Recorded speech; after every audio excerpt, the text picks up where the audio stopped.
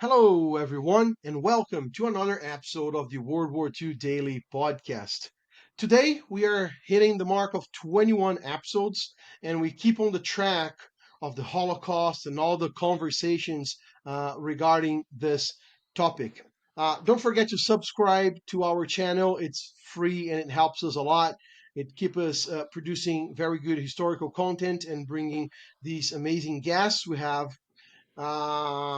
You can also have daily World War II content on our Instagram at World War II underscore daily and at Samuel.decorti, right?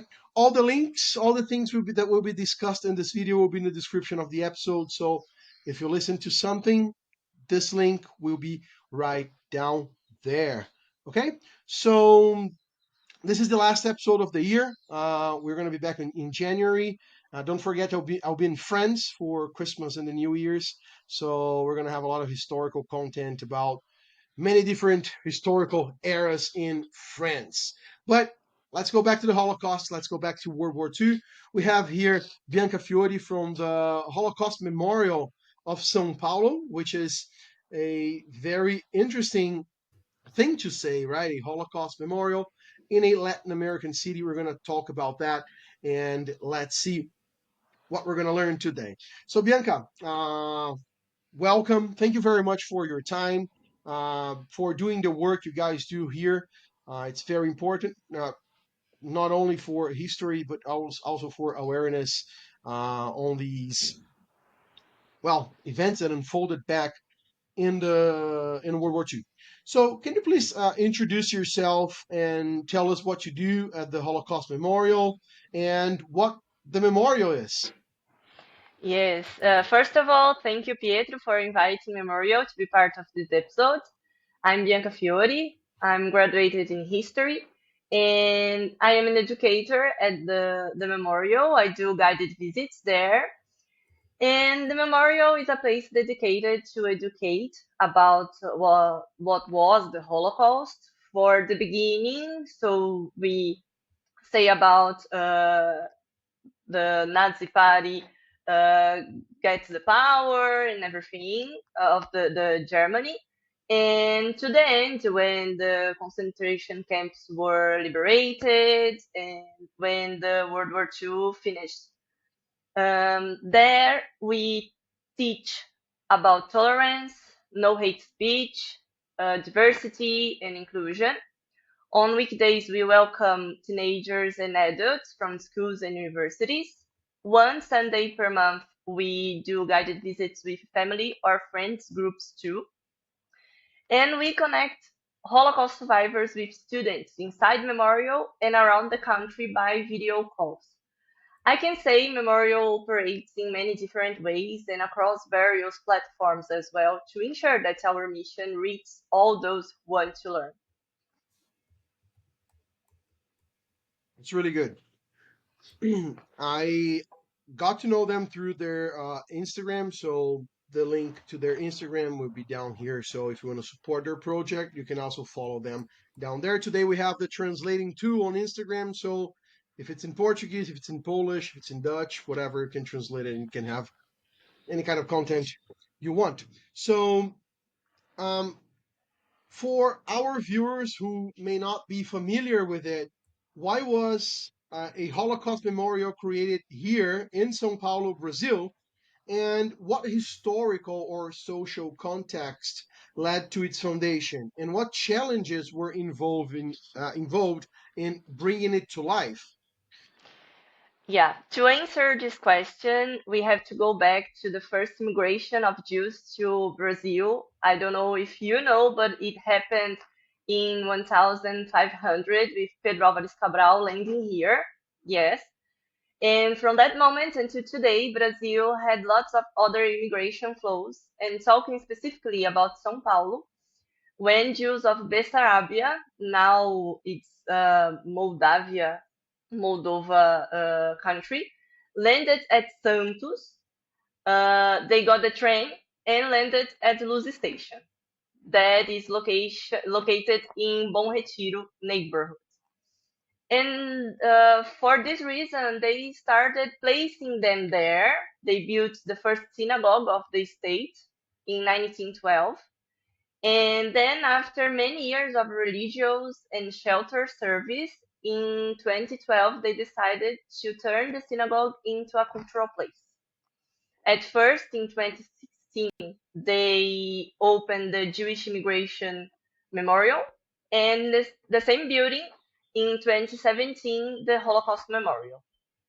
And for us, having a Holocaust Memorial in São Paulo, right in Bom Retiro, is the way of never forget those people who built the neighborhood, their stories, and what they had been through. It was not easy.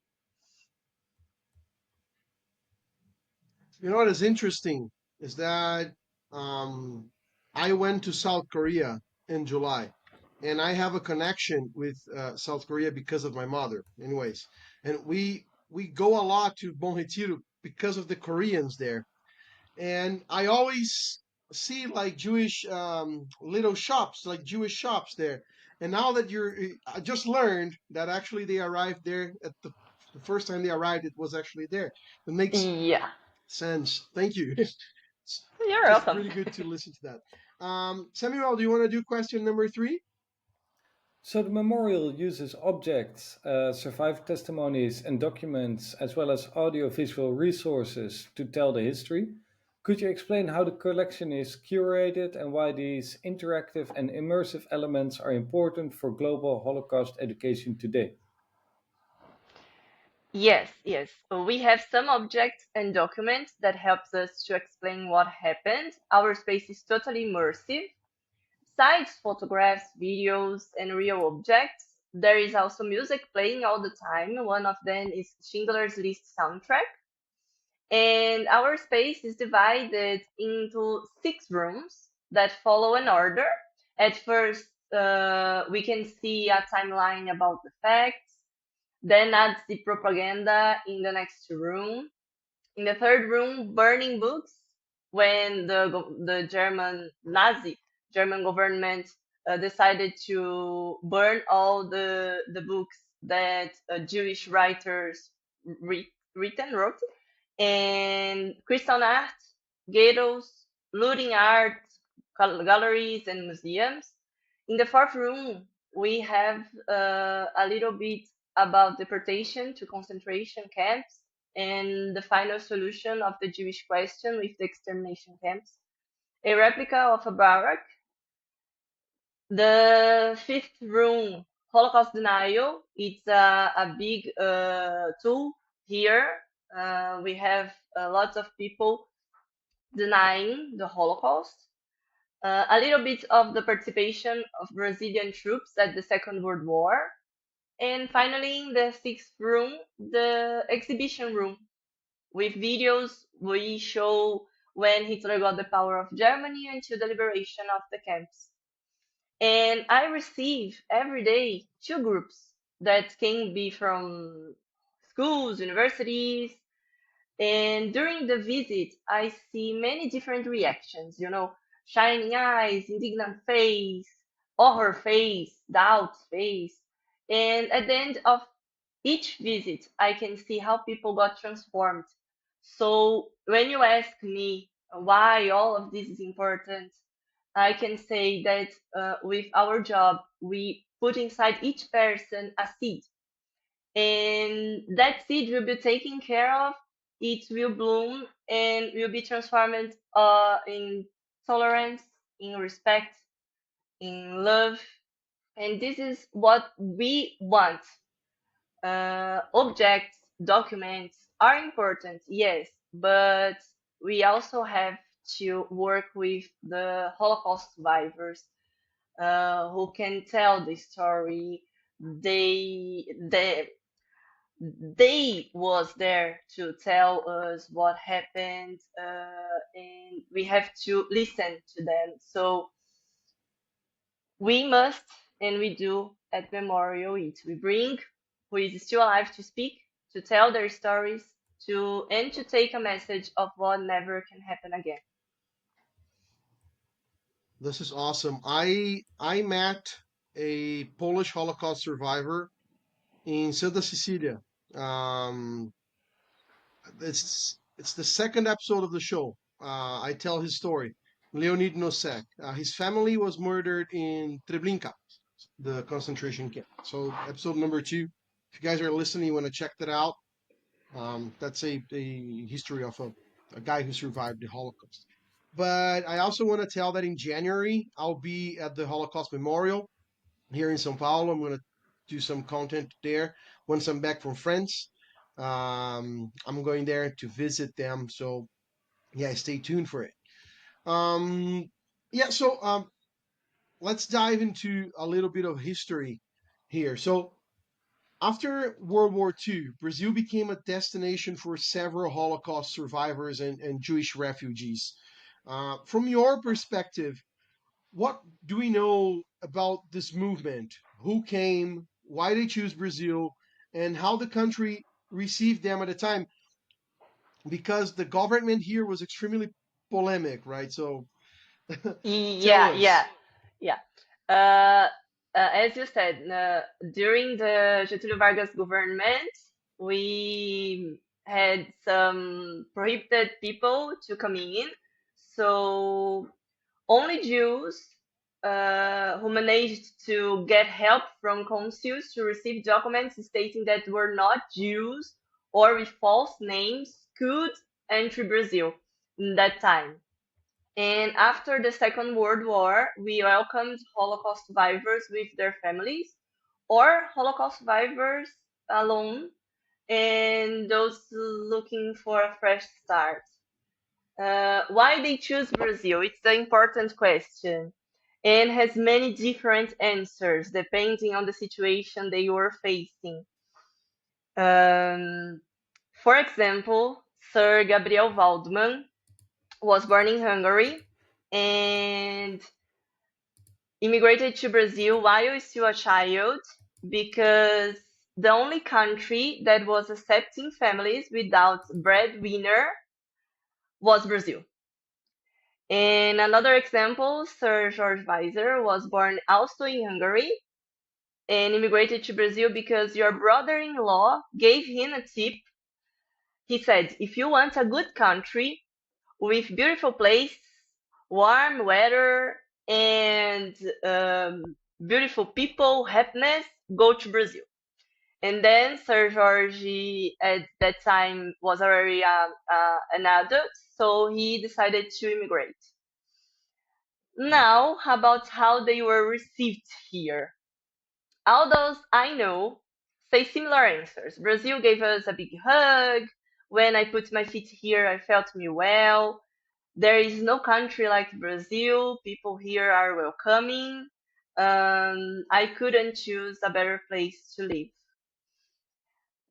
I know that I have time, so I'm going to tell a short story from Sir George Weiser. He tells every every single day we see him. He says, "When I arrived here in Brazil, was carnival season. People was dancing, was celebrating the streets, and when I was in my apartment, I heard a noise like bombing, and I thought, no, I can't believe I came here to have peace, and now they are bombing each other. How is it possible?" And then after that, he found out that was just biribinhas. And just to explain what is biribinhas, is a mix of explosive substance involved in a small piece of paper that when you throw it on the floor and on the ground, it makes a popping noise. And it's funny because nowadays he thinks biribinha is very nice. But this is one story and one way that Brazil welcomed these Holocaust survivors. We have many of other Hey, hold examples. on. This is a biribinha, Look, actually. yeah, I have some that's here. it. Here, look. That's This it. is this Yeah, is what it is. It's like that's it. little powder thrown on the floor. It cracks it. Yeah, that's I it. have it. My son's biribinhas. Anyway, sorry. Carry on. No, no, no. That's it. We have a memorial, lots of Holocaust survivors. In our list, we count approximately 150. So it's a good number of who can tell what was the Holocaust and tell their stories. And depending, as I said, depending on the situation that they um, arrived here, they have a welcome different, and they face things, moments different. All right. And what impact did the arrival of these survivors or these refugees have in the Brazilian society, culturally, socially, or within the Jewish community itself? Unfortunately, Pietro, a large part of the Brazilian population doesn't know that we have Holocaust survivors live here in Brazil. And at this moment, our job becomes essential, mainly in social media like Instagram, Facebook. And to the Jewish community itself, we can notice many institutions built to attend those new immigrants that need any support, like job, schools, houses. And to give an example, we have an institution called Lar das Crianças da CIP, founded in 1937 by German Jews. So they were fleeing from the Nazi government, and they could enter here, as we said, probably with the false documents, and they founded this institution. And what this institution does until today, um, they work to take care of the children to the parents to go to work. So they um, they give food, they teach. It's almost like a school, almost that. And other organizations attended Jews fleeing Nazi Germany before the war and during the war fleeing persecution perpetrated by the Nazis around Europe. And for this reason, we have lots of Holocaust survivors from um, many nationalities. For this is very important. And it's interesting, and I think for our audience to understand, like I am from a small city in the countryside here, and I've never like throughout my life before arriving here in São Paulo, the first time I saw a Jew was here in São Paulo. So for many people um, like me, we don't know what's going on. Like people are disconnected from the story, from the Holocaust itself. So I remember when I was in school, the distance from like the story was like gigantic, abysmal. I got in touch with it recently with the show here, and also because living in São Paulo, I had the opportunity to teach English to the Jewish community because I was living in the Higienópolis and Cecília, which are neighborhoods where the Jewish community is very big. So for most of the Brazilians, I think they're disconnected from this story. Although they know the story, they learn about it, we learn about it, they're disconnected. And maybe that's something that goes all around the world. Why not? Um, so yeah. Samuel, do you want to go? Question number 6.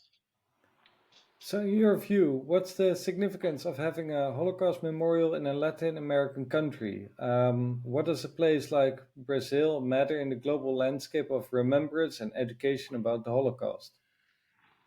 Amazing. For me, having a Holocaust memorial in Latin American country is amazing. And I'm saying that because I usually say in the beginning of my guided visit that the Holocaust is not the tragedy that happened with those people far from us there in Europe. No, the Holocaust is a part of our life story because it happened with human beings. Who suffered there were Jews, Roma and Sinti, people with disabilities, black people, LGBT community, Christians, people who were not white, blonde, with light eyes and German. So they were as we are. The Holocaust doesn't start with extermination camps, with people dying in the gas chambers. The Holocaust starts with bullying, with bad words, with hate speeches, with the normalization of prejudice. So Brazil needs to know how prejudice destroys million people, million lives. Here, unfortunately, we see many cases of prejudice, and it increasingly every year. So our job is very important to educate Brazilian people against it, against prejudice. Yeah, it is. It is interesting because what you say is just kind of the same what Pavel said on the last episode. It's the Yeah. history of humanity. It's not the history of the Jewish community. It's the history of humanity, and it is like we are not Jews. Samuel had an uncle, a grand uncle who was murdered by the Nazis. My Italian grandfather was a partisan in Italy against the Germans as well. So it's not only the history of the Jewish community, but also the history of it is the history, not also it is the history of humanity. So we are walking towards the end of our episode number 21, which is an amazing one. I'm super happy we're finishing another year. So great, second year podcasting, so amazing. So yeah, to wrap it up, we like to ask this to all of our guests, to our guests. What message would you like to share with the future generations around the world about the Holocaust and the importance of remembrance and the role of the institutions like the São Paulo Holocaust Memorial play today? Yeah. We have to say that history is not just about the past. History shapes our present and our future. When we ignore the facts of the past, when we think that it is not important to know because it's already done, we are doomed to repeat it. So now, more than ever, Holocaust memorials around the world have to intensify their mission, their purpose, and continue fighting against prejudice. We see at the TV and all the communication, social media, and everything, how prejudice is getting more and more into the society here in Brazil, in Latin America countries, Europe, USA, and it's important to see that and um, to get some attitude to this finish for all. And I have an important thing to say here. It's particular of me. And when I was young, my family and my teachers always said, "You young ones can change the world. Our future is in your hands." And I always thought, how? How can I change? How can I can change the whole world?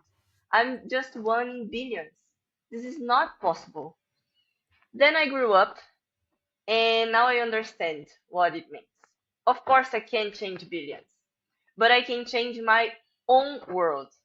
I can build my respectful and inclusive world.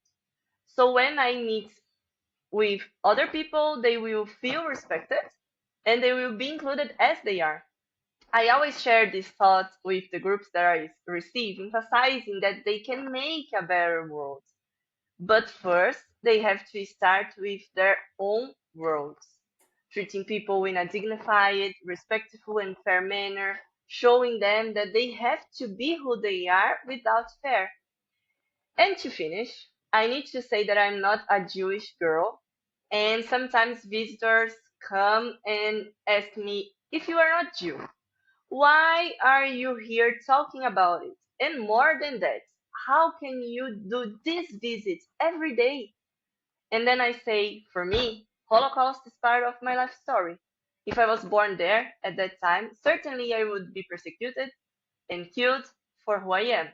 So teaching about Holocaust and raising awareness about tolerance, love, and respect is my life mission. Is what I choose to do to to awareness all the people who come to visit us.